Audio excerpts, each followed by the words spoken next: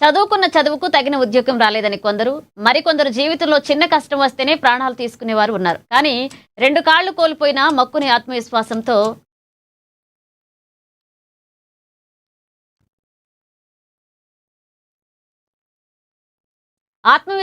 దూసుకుపోతున్నాడు ఓ వరంగల్ యువకుడు. ఇక రైలు ప్రమాదంలో తన రెండు కాళ్లు కోల్పోయినప్పటికీ ఎవరిపైన ఆధారపడకుండా సొంతంగా వ్యాపారం చేస్తూ తన తల్లిని పోషిస్తున్నాడు. ఇక నేటి తరం యువత గంజాయి వంటి వ్యసనాలకు బానిసవుతూ జీవితాలను నాశనం చేసుకుంటున్న తరుణంలో యువకుడి పోరాటం ప్రతి ఒక్కరికి ఆదర్శంగా నిలుస్తుంది. ఇక వైకల్యం శరీరానికే కానీ మనసుకి కాదు అని నిరూపిస్తున్న ఆ యువకుడితో మా ప్రతినిధి మౌనీష్ ఫేస్ టు ఫేస్.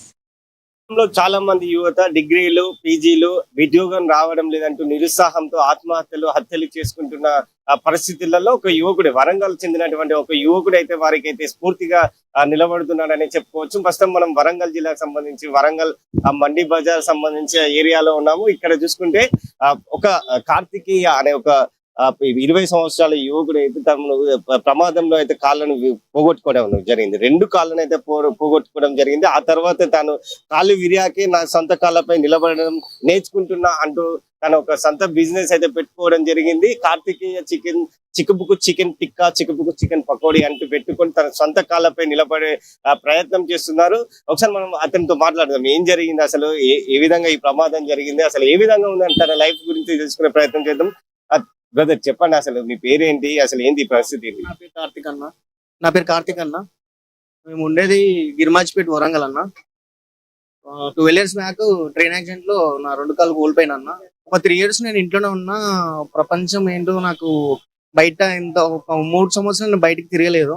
ఏదున్నా ఇంట్లోనే ఉన్నా. అయితే ఇక మా అన్న కృత్రిమ అవయవాలు పెట్టిస్తారా, నువ్వేం టెన్షన్ పడకురా అని చెప్పి నాకు ఒక పొజిషన్ కి తీసుకొచ్చి నన్ను మళ్ళీ నిలబెట్టిన తర్వాత ఇక నేను 2015లో లెగ్స్ అమర్చుకుని ఏదో ఒకటి చేయాలి, ఫ్యామిలీ కోసం ఏదో ఒకటి చేయాలని ఏదో ఒక చిన్నది ఫస్ట్ సీకులు అమ్మిన తర్వాత ఏదో ఒకటి స్టాల్ అన్న నాకంటూ నేను ఏర్పాటు చేసుకోవాలని ఈ స్టాల్ ఒకటి ఓపెన్ చేసిన 2020లో ఓపెన్ చేసిన అన్న. 2020 నుంచి పర్లేదు అన్న, ఓకే. అప్పటి నుంచి చాలా మంది అడుగుతారు, అన్నా నువ్వు అదన్నా ఇదన్నా అంటే నేను ఏం కాదు, నేను నార్మల్ వ్యక్తినే. నేను మా మమ్మీ కోసమే బతుకుతా. నేను మీ లెక్కనే నడుస్తా, నేను మీ లెక్కనే అయితే నా మీద ఏం సింపతి చూపెట్టకండి. జస్ట్ మీరు ఎట్లా ఉన్నారో నేను కూడా అట్లాంటి వాడినే. ప్రజెంట్ గా వచ్చి అబ్బా నీకు అది చేస్తా ఇది చేస్తా అని ఏం చెప్పొద్దు. నా కళ్ళపైన నిలబడుతున్నా హ్యాపీగా ఏదో 500 600 సంపాదించుకుంటే హ్యాపీగా మా అమ్మకి ఇంత తిండి పెట్టుకుంటే నేను తిండా హ్యాపీగా ఉంటా. అంటే యాక్సిడెంట్ ఎప్పుడైంది, ఏ విధంగా జరిగింది, ఎన్ని సంవత్సరాలు అవుతుంది? 12 years అవుతుంది అన్న యాక్సిడెంట్ అయ్యి. హైదరాబాద్ నుంచి వస్తుంటే అయిందన్న. ఇది ట్రైన్ లో రద్దీగా ఉండటంతో అది స్లిప్ అయ్యి కింద పడిపోయిన అన్న, షూలెస్ తట్టి. అంటే ఎంత ఖర్చు అయింది ఆ సమయంలో? తర్వాత ఏమన్నా కాల్స్ రెండు తీసేశారు? టోటల్ గా రెండు కాల్ తీసేసి అన్న రెండు నాకు ఒక 30 లక్షల రూపాయలు ఖర్చు పెట్టిండు మా అన్న. తనకున్న ఒక ఇల్లును, అంటే అందరికి ఉన్న ఇల్లును అమ్మేసి నాకు ఒక 30 లక్షల దాకా పెట్టిండు అన్న. మెడిసిన్ చాలా అంటే చాలా కాస్ట్ మెడిసిన్ అన్న. నాకు అప్పుడు ఉన్న పొజిషన్ లో అయితే నాకు ఏం ఆస్తులు ఏం లేవు. నాన్న చనిపోయిన 6 months కి నాకు యాక్సిడెంట్ జరిగిందన్న. మా నాన్న చనిపోయిండు, ఏదో ఒకటి చేయాలని హైదరాబాద్కి వెళ్ళినా ఏదైనా చేద్దామని అనుకున్న లోపట్నే ట్రైన్ యాక్సిడెంట్ అయ్యి నేను ఇంట్లోనే ఉన్నా. నా బాధ్యత, అక్క బాధ్యత అంతా మొత్తం అన్న మీద పడిపోయింది. తర్వాత అన్న ఏం చేసిండు, ఫస్ట్ అయితే తమ్ముని బతికించుకుందామని మాకున్న ఇల్లును అమ్మేసి నాకు ట్రీట్మెంట్ కి పెట్టిండు అన్న. ప్రజెంట్ గా అయితే ఏం లేదు, ఏదో చేసుకుని బ్రతకాలి. రెంటెడ్ హౌస్ లోనే ఉంటామన్నా. ఇంత కష్టపడుకుంటే కూడా, ఎంత కష్టపడుతున్నా ఒక యువత అనేవారు ఇప్పుడు అన్ని ఉన్నా కూడా చదువుకొని కూడా ఏం చేయలేక ఆత్మహత్యలకు పాల్పడుతున్న క్రమంలో మీరు రెండు కాళ్ళు పోగొట్టుకున్నారు. అసలు ఏంది, ఎవరి కోసం ఇదంతా? అంటే కష్టపడేది అయితే ఇప్పుడు ప్రజెంట్ అయితే నన్ను నమ్ముకొని మా మమ్మీ ఉందన్న. మా మమ్మీ కోసమే నా జీవితం. అంటే ఇదంతా మా అమ్మ కోసమేనా? అంటే తర్వాత పెళ్లి అలాంటిది ఏమన్నా? మనల్ని ఇష్టపడే అమ్మాయిలు అంత ఇంట్రెస్ట్ ఏం లేదన్న. జాలితో చూస్తారు కానీ ఏదో వాళ్ళ మనసుతో చూడరు కదా అన్న. అంతే ఇక మమ్మీ కోసం అన్న బ్రతికేదైతే. ఉన్నదైతే మమ్మీ. ఎట్లా ఉంది గిరాకీ, ఎట్లా ఉంది బిజినెస్, ఎట్లా నడుస్తుంది? ఇప్పుడు కొంచెం సమ్మర్ సీజన్ కన్నా కొంచెం డల్ గానే ఉంది. ఏదో ఒకటి చేయాలి కదా, తప్పదు కదా. ఖాళీ ఉండేది అందుకన్నా ఇక్కడికి వచ్చి కూర్చున్నాం కదా అన్న.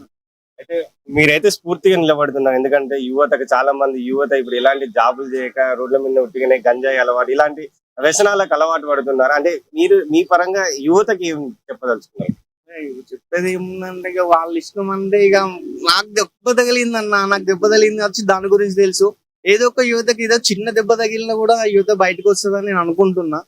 అంటే దెబ్బ తగులుతూనే వస్తారని కాదు, కానీ ఇంట్లో మమ్మీ వాళ్ళు డాడీ వాళ్ళు ఉన్నారు కదా, వాళ్ళకి ఏదో ఒకటి చేసి పెట్టుకుందామని వాళ్ళకి అనిపిస్తే ఏదో ఒక రోజు వాళ్ళు కూడా మారుతారులే.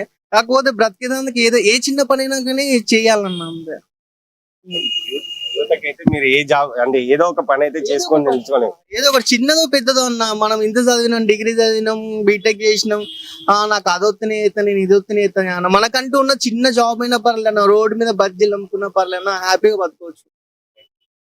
అని చెప్తున్నాడు. 7 సంవత్సరాల క్రితం ట్రైన్ యాక్సిడెంట్ లో తన 2 కాళ్ళని అయితే పూర్తిగా పోగొట్టుకోవడం జరిగింది. అప్పటి నుంచి తన కాళ్ళ మీద తాను స్వయంగా నిలబడాలి అంటూ ఒక చిన్నపాటి బిజినెస్ అయితే ఏర్పాటు చేయడం, తన తల్లి కోసం, తన జన్మనిచ్చిన తల్లి కోసమే తాను ఇది కష్టపడుతున్నాను, నా జీవితం మొత్తం తన తల్లికి అంకితం చేస్తానంటూ అయితే వారైతే చెప్తున్న నేపథ్యం కూడా కనిపిస్తుంది. అదే విధంగా యువత ఎవరైతే బీటెక్లు డిగ్రీలు పూర్తి చేసిన యువత కూడా తనని ఆదర్శనంగా తీసుకోవాలంటే అయితే తను చెప్తున్నారు.